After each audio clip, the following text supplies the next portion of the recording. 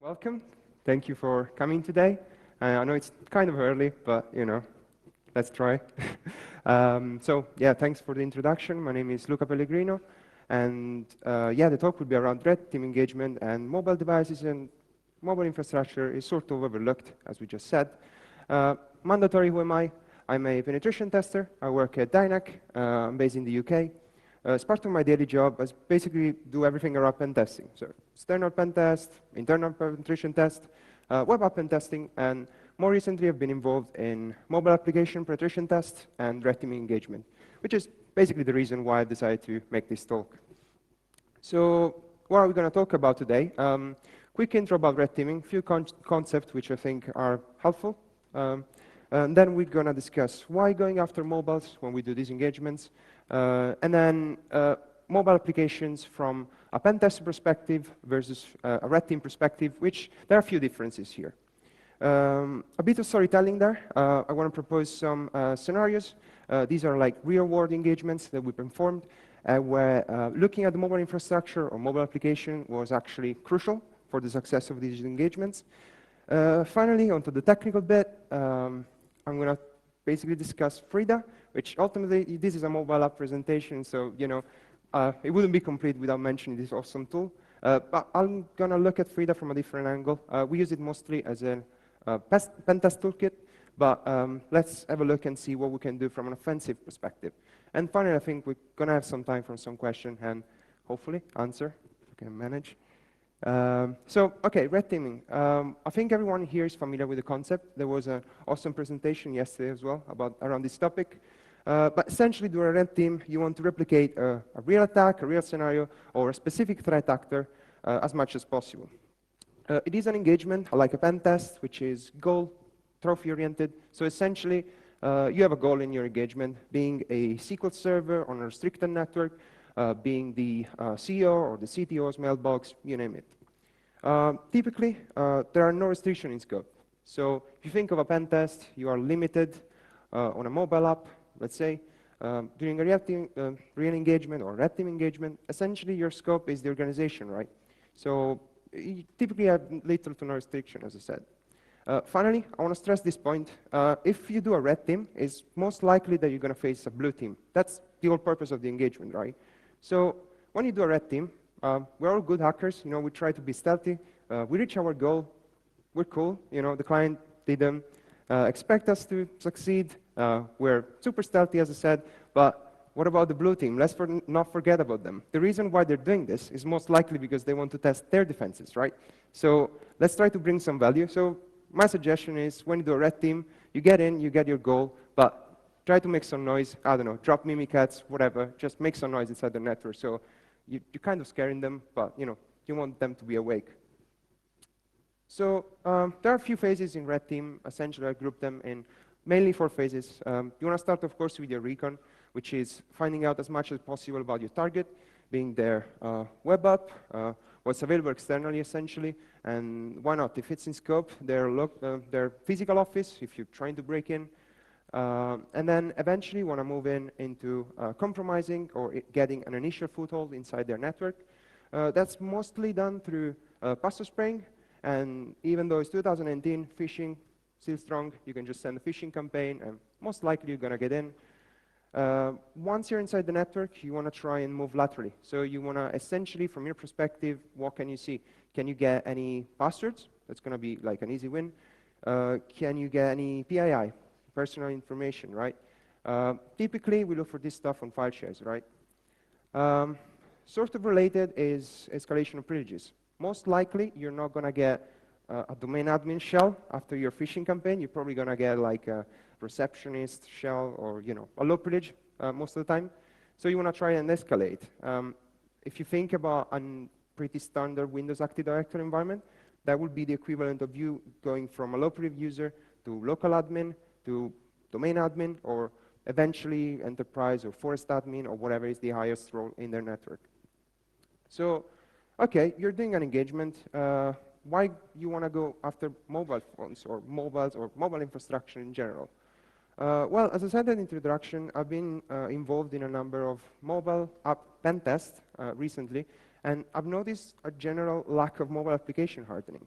What I mean is that essentially, across different applications, we always find the same issues over and over. And at the same time, though, for us, the testers, we're getting a lot better. There is a general improvement in testing methodologies. So those are like the framework that I've been using in the past years or so. And Drosser, Needles, Crunger. We're talking about Frida, which is a really game changer in this field. But essentially, what I'm trying to say here is that we're sort of winning the game in sort of mobile app pen testing, right? The other thing is, if you think about mobile devices are often overlooked. So if you're talking about scoping with someone, they might not think that the iPad or the tablet that they have in the meeting room, they might not consider that a risk. They might not even consider the risk that the phone that they're handling or that they have in their pocket, it's a risk. Or they might think it's a lower risk. Finally, we know that everything is moving to the cloud, and I think mobile devices are really no exception. There is a rise in the cloud-based MDM. So if you just Google, like, literally cloud-based MDM, you're going to get at least a dozen results of company offering these services. And if you think about it, if you find them in your recon and you get in, essentially, you basically own their mobile infrastructure. So what can you do with that? Let's see. So assuming you have a mobile app and you're doing a pen test or you're doing a red team, what are the main differences? Well, it's sort of related to the test itself. Essentially, as I briefly mentioned, doing a pen test, your goal is essentially to find as many issues as possible. So you might overlook something. In a red team, this is more specific. You are more, your attack are more targeted towards the application and what's your end goal. So let's assume, for instance, that doing a pen test, you find out that the application is storing data on the device securely, cookies being passwords, being whatever. From a red teamer perspective, not that helpful if you think about it, because essentially the scenario would be me going to an employee, punching him, I don't know, getting his phone, just plug in this phone and get the information of the phone, pretty unlikely. So I might not get into how stuff is stored on the device. I don't probably care. Second point is sort of relates to the first one. So essentially, during a pen test, you do have limited time. And at the same time, you're trying to find as many issues as possible, remember. So you might flag an issue, being a secret injection, for instance, but you might not go ahead and actually test this further, see how far you can go. In a red team, this sort of doesn't apply. So you do have your deadline. You are going to have your deadline, of course. A red team engagement eventually is going to end. We're not real, I don't know, hackers. Well, we are, sort of. If you think about it, it's really up to you. It's the same thing as we're testing a web app, let's say. You find a secret injection. You want to try and get more out of it. So you do want to spend more time on it. And you do have resources when you're doing a red team, right? It's really up to you. So if you think that something is important, if you find a mobile app that, I don't know, maybe obfuscated, but you think that could be very interesting for your engagement, go ahead, spend more time on it. Finally, big thing, as I mentioned before, is the scope. For a mobile app penetration test, the scope is most likely going to be one APK, one IPA file that the client gives to you. And in some cases, as we know, most of the times, the mobile application basically is a web app that calls an API, essentially. And sometimes, during a pen test, because they want to focus so much on mobile app issues, they want to be compliant or whatever, they might even exclude from the scope the API endpoints, which is really bad, I think. During a red team, that doesn't happen. So the scope is the organization again. So essentially, you're not limited to the number of applications that you're testing. So if you go to the Play Store and you see that they have 5 applications, go ahead, download them all. It's all in your scope. If you reverse them, you see that the API endpoints is in scope. It's basically they own the infrastructure or they own the server. Go ahead, test them.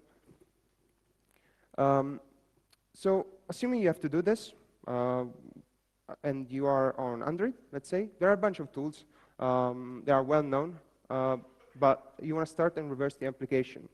So a bunch of tools, you're probably familiar with this, but essentially you want to start and decompile the app with APK tool, pretty much the de facto standard. And then you want to get this to the source code. The way you do it is just run index to jar against the application, and then you open it with a Java editor, such as JDGUI. I'm a huge fan of JAX, I think that's how you pronounce it, but essentially it's pretty straightforward. It just takes the APK and gives you the code. It also has some deobfuscation capabilities, which might come in handy, because the app might be obfuscated. You can just throw a debugger at it, or reverse engineering tools such as Radar or R2, but with Android, I wouldn't really go that far. It's fairly straightforward to reverse it. You do have some tools or some framework, or scanners even, which can help you out to basically map the attack surface. So what can you do on the mobile app? Drowser is one of them for Android. It's a Python tool, and essentially has a bunch of modules. So a module for scanning, even for finding secret injection, or to find, I don't know, exposed activities, broadcast receivers, and things like that. Similarly, I'm a fan of this mobile security framework, or MobSF. It's an open source project. It's essentially a web app, which you can give it your APK, and it's going to do some reversing, some scanning, essentially, and it's going to give you a result, which is a pretty nice looking report. And again, you're going to find issues such as insecure functions, exposed activities again, so just different ways of doing it. If you are on iOS, from a red teamer, I wouldn't really go and look into that far, because reversing is not as easy as Android, as you probably know. My best bet would be, if you really have to do this, just throw IDA or Hopper at it and hope for the best. There are frameworks here as well. If you follow the OS documentation or guidelines on mobile security, they have a bunch of references to Needle, which is, again, a framework which allows you to extract the keychain and things like that. MobSF works as well, although I do think that you need the decrypted IPA, which, if you're a pen tester, not to worry about it. You can just ask them, saying that you need it for more value for the test or something like that. From a red teamer perspective, that would probably imply you compromising a development environment, or like a dev account or something. Pretty unlikely. So, okay, was this stuff actually helpful for us somehow? As I pulled you into introduction, yeah, it was. I want to propose two scenarios. So, in the first scenario, scenario number one, we had a few things going on in our red team engagement. We did have, as part of our recon, a bunch of username and passwords. These were mainly from leaked databases, or again, information gathering, social media presence, and things like that. We also knew that the company was used Microsoft software. You might think, yeah, okay, 80% of them are using it, so what can you do with that? You want to enumerate as much as possible. And the reason is you can basically tailor your phishing campaigns toward the company. One of the phishing campaigns that we had running was essentially trying to gain access to their anti-LMHs by exploiting a known, let's not call it vulnerability, let's call it feature of Outlook, where essentially if you have a link to an SMB share in your email, and they enable the content of the email, they can potentially leak, according to their firewall maybe, they can potentially leak the anti-LMH to you. So you can go ahead and crack it offline and potentially use this combination of usernames and freshly new password cracked against other services. So, okay, we were pretty hyped because we managed to get the anti-LMH from phishing, and on top of that, we managed to crack it. So again, pretty hyped. We go ahead, we go to their mail portal, whatever they were using at the time, and sure enough, this happened. Password was wrong. So we thought, okay, what's wrong? We're pretty puzzled at the time, because we did have other ways of verifying this password. We could, for instance, log in into their Skype. So we could see people online, we could potentially chat with people, but we could not log in elsewhere, like their mail portal. So again, pretty puzzled here. We were thinking of moving on, start another phishing campaign, maybe spamming people on Skype with links. Eventually, someone is going to open it. But eventually, one of my colleagues had an idea. So he thought, okay, let's go back. Let's think about it, right? They're probably blocking us somehow, because people need to access their mail. So what are we doing wrong? We're coming from our systems, essentially. So there shouldn't be anything really weird, right? Because you want to have access to the email, as I said. But maybe let's try to get access through other means, other application. You probably guessed it. We try to access the mailbox from a mobile phone, from the mobile app. And sure enough, that worked. So essentially, it turns out that there were no restriction or policy in place from that prevented you from logging in. Basically, whoever logs in from a mobile app was fine. There were no restriction also in terms of where you could log in from. You know, we were doing stuff from our network. And on top of that, the main point was that these basically bypassed existing multi-factor authentication. So essentially, they had multi-factor, but they did not enforce this on mobile phones or anything that was coming from a mobile. It was pretty funny because, you know, we talked with this guy, the blue team, and they were like, oh yeah, how did you get around multi-factor? We were like, what multi-factor? You don't have it. So, you know, like, it was pretty funny at the time, but yeah, well, for us. For them, it must have been a nightmare. But essentially, you might have guessed, from there, we scrolled through the emails of this guy. Turns out that this guy is a very high-level employee, like very high in the chain. And basically, from there, if you're familiar with how Red Team should work, once you get access to an internal email, the other thing you can do is essentially you can launch an internal phishing campaign, which is pretty strong because it comes from a trusted source. On top of that, this guy was, again, pretty high, so people were sort of scared when they received the email from this guy, and they just went ahead and clicked it. So this phishing campaign had a few payloads in it, standard stuff that worked.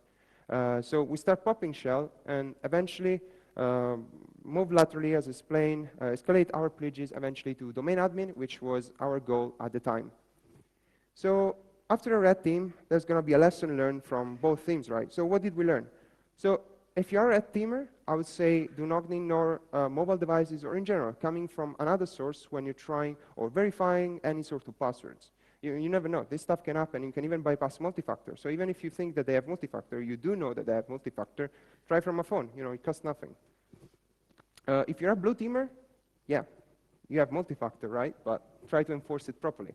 Review your policies, and when you do this, try to do not ignore your mobile devices. Think about that. Your employees do have one. So there was an example in which we exploited the lack of policies, essentially, on their devices. The second scenario, the scenario number 2, essentially we started in this engagement, and similar to the first one, what did we have? Well, essentially nothing. So we started to look at mobile application as part of our recon. That's something that we decided because we were like, okay, maybe there's something more against this mobile world or whatever that we can exploit. So I started to look at mobile app during the recon phase, as I said. And because of the scope, again, it's the organization. So I found at least 4 more applications that belong to the company. So this company are also like small companies, and those are all in scope, right? Because it's just one big company. So I went ahead and essentially give them a free pen test. Well, free, they paid for it, but anyway, like a pen test, essentially. I did identify, as I said at the beginning, general lack of application security, standard issues such as lack of SSL pinning.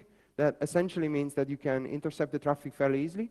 And if they have an API, that's just like awesome, because you can just go ahead and test the API fairly easily. Bypassing the login page, not with SQL injection, just through the mobile app itself. So the way they were doing is they were exposing an activity in Android, which they shouldn't have. And you can basically bypass the login page by invoking this activity with a tool, essentially, browser if you want. They were storing data and security in the device, but as I said at the beginning, didn't care that much because that was my device at the time. So I just moved ahead, and I decided to dig into the application more and to do some reversing. Main thing I was looking for was essentially passwords and API key. Of course, that would be, again, an easy win for me. I could just log in, and with the API key, probably get some password as well, or any access to the server. Usernames and email addresses, do not ignore this, even if you do not have a password, because you can just take them and use them across different services that they have. Even if they don't work, you still have something that you can use later on in the engagement. But funny thing that I noticed in mobile apps, they use these sort of like dev email addresses that you don't find anywhere else. They just have like, I don't know, development@company.com, something like that. So that's a good way of, because probably they're not securing that account that much as their main account, hopefully for you. And then essentially, while reversing the code, as 2019, what I'm expecting to find, custom PHP code, right? So essentially, they have this API, which had, again, custom PHP code, which was easily exploitable. And sure enough, I did identify a few issues, being the first one, SQL injection. Cool, not that cool, great, but not that great for us at the time, because essentially the goal at the time for us was getting in, right? The database that we compromised was full of customer details, so we could potentially get names, email addresses, if they're not PCI compliant, probably credit cards and stuff like that. But we sort of moved on from there because it's not something that we were interested in. And then the next one was cross-scripting. Yeah, you might say, okay, what can you do with it? I would say do not really ignore cross-scripting when you do red teaming, because if you think about it, if you can do dodgy stuff from their domain, and you send a phishing, you know, their mail filter might be super happy to accept their domain as a trusted link. But finally, more digging, being PHP, eventually you find a arbitrary file upload. You might have guessed it, it's just an upload functionality, which again, all this stuff was given me from the mobile app. I didn't fuss the API or anything. It was just the mobile app in the code was telling me, look, this is how you use it. And yeah, that worked essentially. So the way you concluded the engagement was you go ahead and you upload a PHP shell, super easy. Although we kind of hit a wall there because the box that we compromised was essentially just an Azure box somewhere. It wasn't really connected to their internal network. So the thing with this engagement, you get super hyped, and then you get basically down, and then you get hyped again. So, so from this compromised box, though, we did more digging, and we found clear test credentials embedded in a script. We could reuse them across another service. We did that, and then we got blocked again by their SOC or whatever they were using, because essentially we were trying this. It's probably a mistake, lesson learned. We tried this from our infrastructure. Turns out, we could actually use this box as an attacking / pivot point. So we could essentially use this box to authenticate on other services, and whatever approach they were using, they were not blocking us. So it was probably a whitelisting approach based on IP addresses. So yeah, because that IP was trusted, even though it was just a random dev box on Azure, it was completely fine. So eventually, from there, got VPN access and compromised the internal network, which again was our goal at the time. So lesson learned, what are the takeaways from this engagement? Well, as a red teamer, I would definitely now include reversing or having a look at the mobile application as part of my recon now, because you never know what you're going to find. That API endpoint, you're probably familiar with the recon process, but there are a bunch of tools to enumerate domain names, Amos, GoBuster, you name it. That domain name wasn't flagged by any of this because it was like so random, and it was probably used by just that mobile app that, yeah, you probably wouldn't find it with these tools. So if you're a red teamer, start looking at the mobile app. As a blue teamer, you want to protect your mobile app. So harden it, get a pen test, and please include the API server in your pen test. That's probably the main thing that your mobile app is doing nowadays. So that made me think, okay, we started basically exploiting a lack of policies, and then mobile application, what can we do on this mobile stuff, right? We could eventually maybe target the mobile user itself. Can we do this? Most likely, if you think that on the Play Store, as you're probably aware, it's full of malware. Google is trying its best, but still full of malware. But from a red teamer perspective, it's sort of a gray area. If you think about it, when you put stuff on the Play Store, you're still agreeing with terms and conditions of Google, and Google is not very nice with red teamer, if there are some article out there. But essentially, yeah, do your research before you start targeting people this way. As I said earlier, MDM are also an option. So if they have one in the cloud, if they use this service, if they have one exposed in general, you might just have default creds or weak creds, and you can just get into the MDM and push stuff onto the device. That's another way of, another vector, I'd say. Finally, you can just send the APK, email, SMS, if you have the number. You might argue that this requires a huge amount of user interaction. I tried myself, in Android it's crazy, you need to enable an option and things like that. But to be fair, I don't know you, but every time I look at friends and family member, they have malware, sure enough, you go into their download folder and they have some random APK from like somewhere that they downloaded. I don't know how they managed to do it, but if they can manage, if you have a good pretext, which is not just watch this video, although it might work, yeah, you might get into them into installing your application. So assuming you have one method, being one of them, being another method, to deploy something onto a device, what are you going to deploy? You might be aware that out there is a meterpreter.apk. Meterpreter is well known. It's a Metasploit payload, essentially. You can generate it pretty easily with one liner of MSVenum, but do you really want to do this?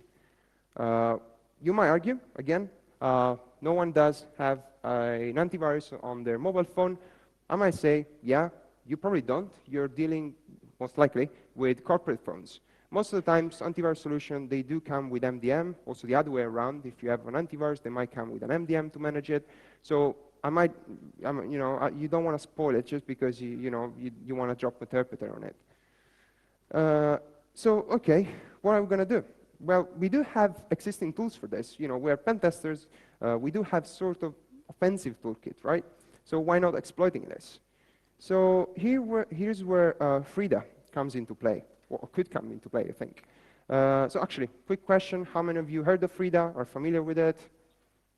Okay, quite a few. Good. Yeah, I wouldn't be surprised if you are familiar with it in the past year. Years, I'd say. It's been pretty popular in mobile app pen testing. If you're not familiar with it, essentially, Frida is a dynamic code instrumentation toolkit which allows you to inject JavaScript code into native apps for a bunch of platforms, including our mobile platforms such as iOS or Android. So why Frida is so popular nowadays is essentially in pen testing allows you to do a bunch of tasks that in the past they were kind of tedious. Think about these functions, right? SSL pinning bypass or root detection bypass. Before Frida came in, you basically had to decompile the APK, find the function responsible for it, sort of change the functionality, put it back in, repackage the APK, push into the device, pray, and hopefully that's going to work. Now, with Frida, it's essentially just a matter of loading a script, and these scripts are even universal. So no matter what library they're using, they're kind of advanced, and they can recognize the library and do the SSL pinning for you. Same thing with root detection. So how this thing works is essentially Frida is looking for a function being is device rooted, return true or false. Of course, if your device is rooted and if the behavior is correct, it's going to return true at the question, is the device rooted, or to the function. The way this Frida JavaScript hooking works is essentially you just hook the function, wait for it to be called by the device, by the application itself, and it basically returns false no matter what. So your application doesn't care if the device is rooted anymore because you can just load a JavaScript which tells to the app, okay, just return false to the function. I don't care whatever you want. I like the other functionalities such as memory dumping. So there is a tool called FreeDump that you can use. This is essentially dumping the memory of the process, which in this case, if you're looking at a mobile app, that would be your basic application memory. And it's helpful because if you think about it and the device, it's the application is stored, everything securely on the device, they might leak stuff on the memory. So what do, you basically dump all the memory and you go hunting in memory for passwords, creds, username, whatever you need. The last one, the runtime decryption, it's sort of a CTF-like thingy, but I added in 1 or 2 engagements where it was helpful. So essentially, if the application is doing some encryption, instead of you going there, reversing the app, of course you want to save some time.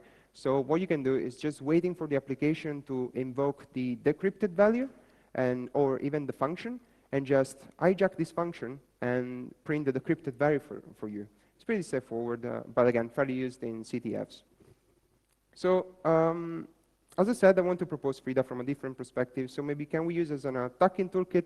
Can we maybe create a backdoor with it?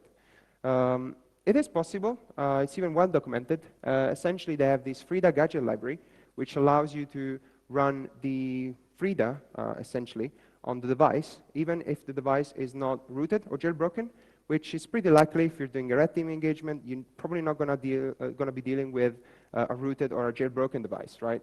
The process kind of follows these steps.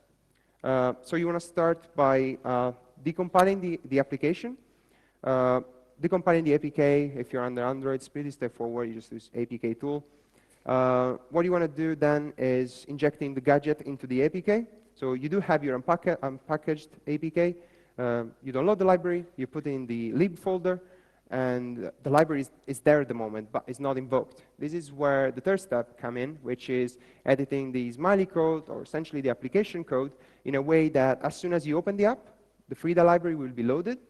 So you probably what you want to do is look for the constructor and put your invocation for Frida in the constructor. So as soon as the app is open, you have Frida, essentially.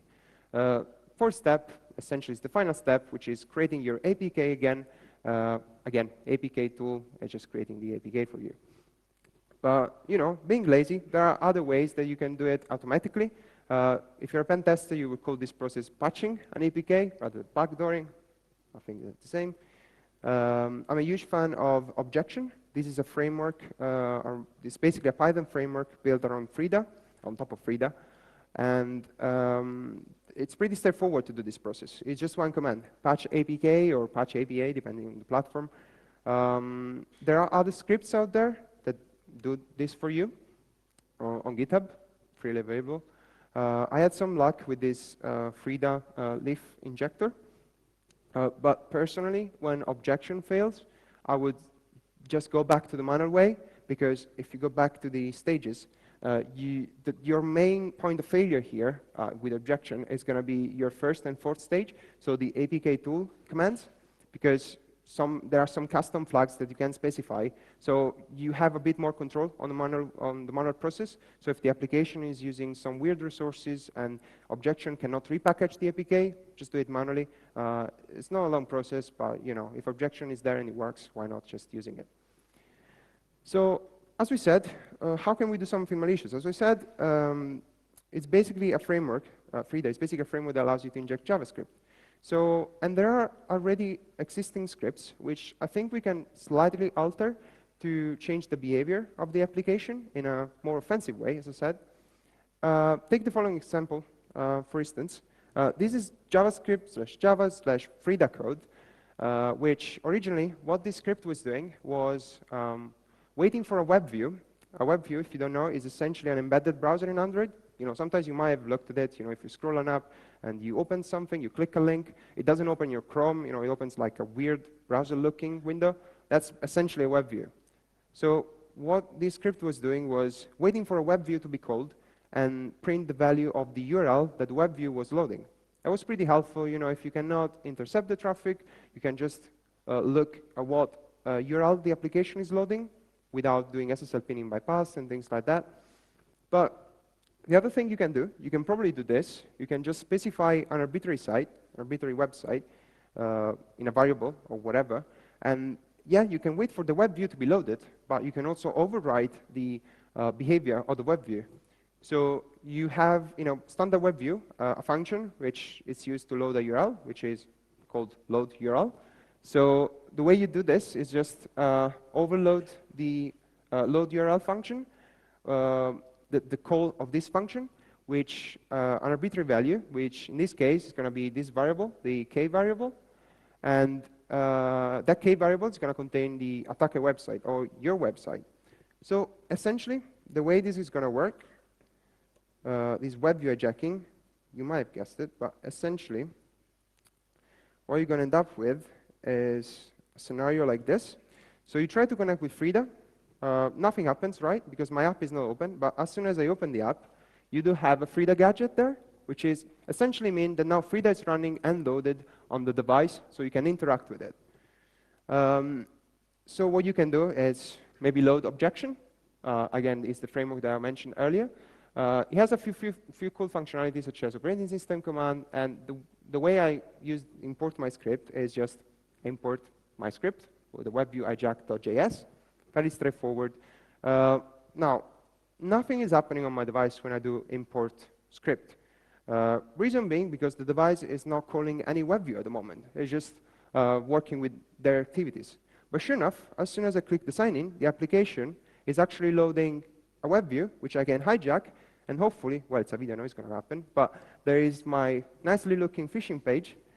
And as you might have guessed, on the bottom left, I'm essentially waiting for this guy, which is me, but yeah, anyway, this guy to insert his creds, and I can capture them. And the application flow, important, is not interrupted. So the user has no clue what's just happened. So this is essentially how can I hijack a web view. It's very easy. As you saw, the code is pretty much, 5 lines of code. And I just close my demo file. Sorry, just for later. It's easier. So, OK. That was an example, right? But some of you might already spotted a small issue, which is this attack at the moment is working locally. So I was connecting to a device on a 10.something address, which is a local address, on my local network. And this is default Frida gadget behavior. But there is a way to automate this and to get around it. So what you want to end up with, essentially, if you want to create a backdoor, is something that you can run, that it runs, actually, as soon as the application is loaded and requires no further interaction from you. You know, I don't need to know that Frida is running. I don't need to interact with it. I just want the script to run, and that's it. You can do it by using config files. And a config file is very complex. No, I'm joking. It's just this like 5 lines. It's pretty straightforward. By default, as I said, the behavior is to listen. So the type will be listen. So, but we can just override this by saying type script, which, you guessed it, is just loading a script. And that's going to be defined by the path variable, which is the path to your script. And the onload resume, it's just so that the application doesn't stop. Because again, the default behavior is to wait an application, to wait for your script to be finished for the application to continue its functionality, essentially. So if you do this, it's basically overriding this behavior. And basically, it's done because the user doesn't need to wait, right? We want the users to continue using the app. There are a few hacks that we need to remember when we use a config file. First is how you call the config file.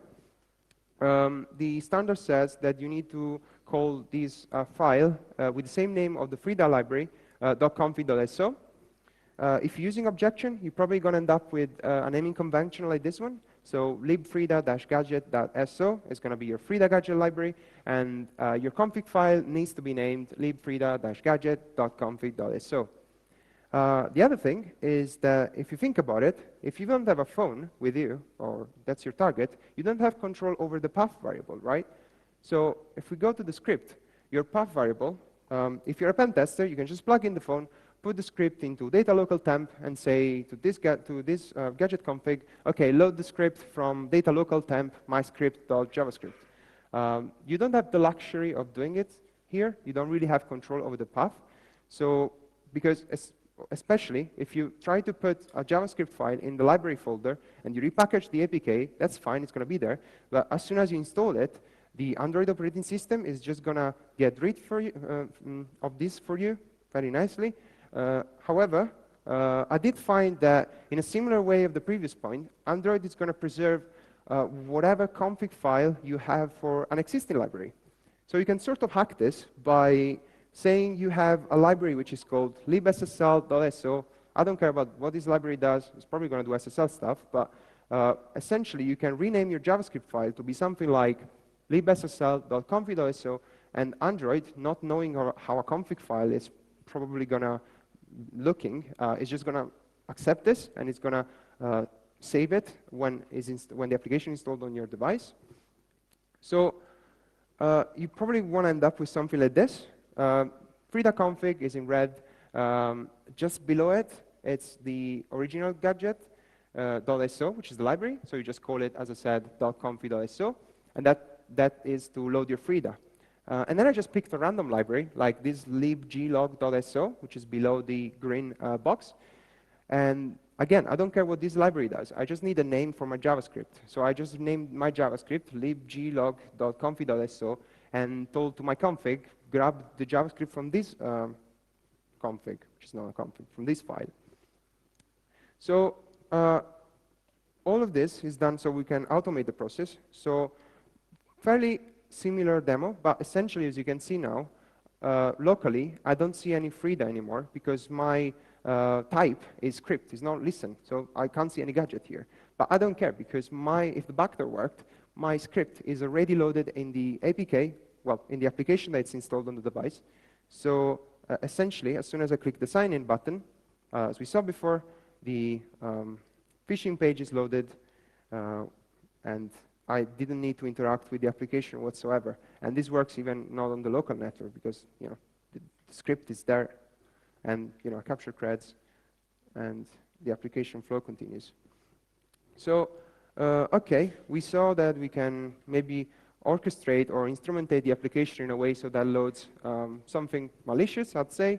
Maybe you can use for capture credentials. But can we get some sort of execution on the phone using Frida? Ironically, you already can. If you're a pen tester and you play with objection, you already know that recently there's been a release that included a plugin to load Metal on iOS devices. Metal is essentially a stageless meterpreter shell. So it's a smaller meterpreter which works for embedded devices, which are our phones, right? And yeah, the way you can do this with Android, so what I wanted to do, I wanted to port it to Android. And while I was doing it, Frida released the C module, which essentially loads C code on runtime with Frida, so with JavaScript. And if you think about it, C code gives you access to the system function. So you basically can ultimately store Metal as a fake config or meterpreter or whatever, and load meterpreter through JavaScript through Frida using C code. And if you're using objection, you're even using that on top of Python. So bit of mess, but essentially, as I said, you can store your meterpreter as a config.so. Android won't care. It's just a file for Android. You need the full path, because when you invoke the C code, it doesn't understand your relative path, so you need the full path. You can extract it with Frida, again, fairly easily in this way. So you just get the context of the app, and then you get the package resource path, which is going to be something like this on your device. By the way, I'm using OneDrive just because it's random. You can do it with any application that can be patched, which is essentially everything. And yeah, then you need your architecture. I was using an emulator, so it's x86, but I tested on my ARM devices, and they worked fine. And then you essentially know that Metal is going to be there. So you basically load this script, and you have the path variable that you can invoke. The way you load C code is, again, very complicated. It's just like one big string of C code in JavaScript, which you can just include standard libraries, and then you invoke the system function, as I said. And I'm invoking this weird libssl.config.so, but essentially that's your Metal / meterpreter / any binary that you can drop on Android. And the C module is going to do the difficult job for me. It's just going to load the code on runtime and execute it with the last function. So I'll show you quickly how it works. Again, all automated. I'm already backdooring the app. I just want a meterpreter shell now. No session on my Metasploit, but as soon as I open OneDrive, I should get a meterpreter shell.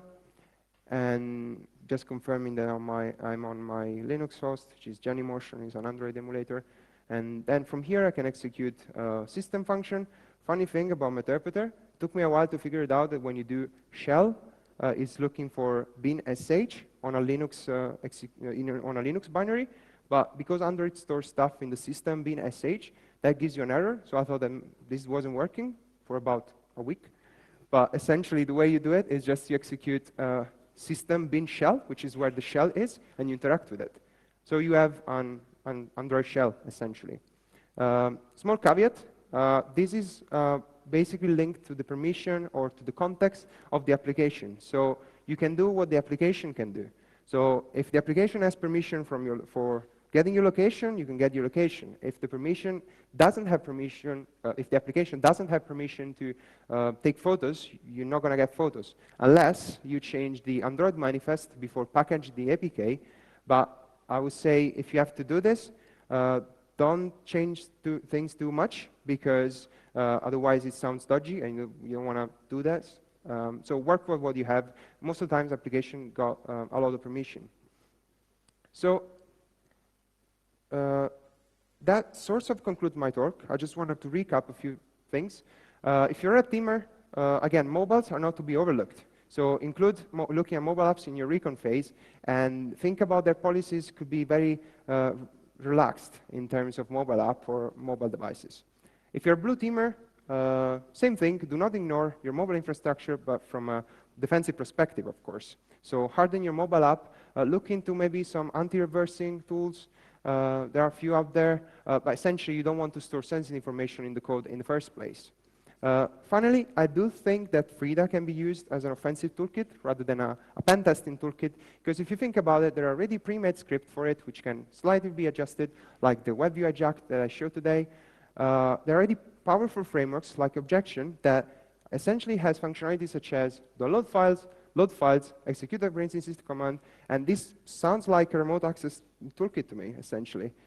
So I think there is a potential for an entire command and control on mobile infrastructure, which is entirely built on Frida. So the concept is you basically backdoor an application with a massive JavaScript file, which basically gets a shell to the attacker, and potentially, yeah, that's how you can backdoor the infrastructure or use them to move laterally to grab credentials, as I showed with the fake login page, and so forth, so on and so forth.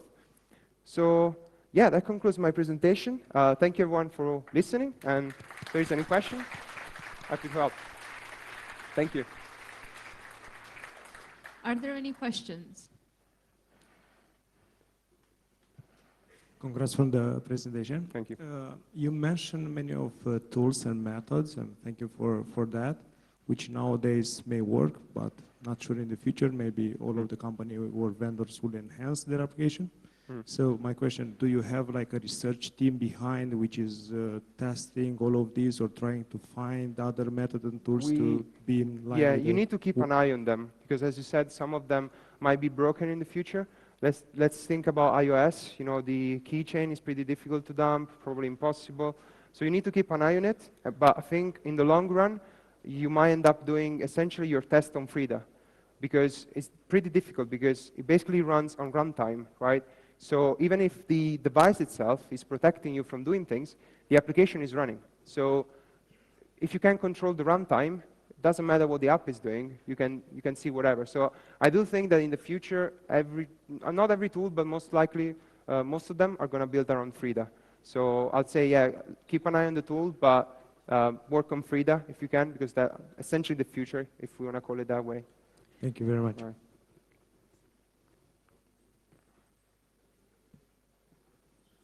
Hey, what are the most common security flaws you find on mobile devices? The most common vulnerabilities. Vulnerabilities or security flaws? Okay, for mobile devices or mobile applications, sorry? For mobile devices. Devices itself. Well, I've looked at a few MDMs, and I would say the fact that, first of all, there is no control about what you can install on the device itself. So ideally, you want to have a restricted Play Store, if that makes sense. So, you know, the company is using just a few applications, right? So why do you need random employees to install stuff from the Play Store? So the main thing I'd say is restricting the user, the end user, from installing random things from the Play Store. I'd say, yeah, that's the first thing. And then standard thing that do apply to workstations, such as passwords, you know, they might allow you to put a PIN. We all know that's vulnerable. So, you know, you want to enforce password policies or fingerprinting if you accept the risk. So, yeah, I'd say those are the main vulnerabilities or issues. Yeah. One more question. Hi, thank you very much for your presentation. It's Nice. very, very interesting. My question is, have you ever had a problem with penetration testing going wrong, and what did you do about that, and how the blue team reacted? Okay, going wrong. I'm thinking about maybe some malicious virus, something malicious being in the system after the penetration testing or something like that. Yeah, I did. It's very important. Yeah, no, I did have once where essentially there was a very critical system that, yeah, it's that story. So essentially, there was a SQL injection in the login page, more specifically in the update or forgotten password functionality. Again, very excited about it, didn't think about it, and I just basically did a forgot password, and I set for the username or while equal to 1 a password of password. Now, if it's a SQL injection, you're probably going to end up with insert into database for the user or 1 equal to 1, which is every user, password equal password. So I basically reset the entire database to password equal password. And funny thing, after 3 seconds, people are going to receive calls, and they're going to say the word ransomware around you. And you know, they thought there was a ransomware, and I was just there sweating, waiting for the police. So yeah, that was a funny day. Okay, thank you. No worries. Thank you very much for your presentation. This Right. was really fun. Right, thank you. Thanks, everyone.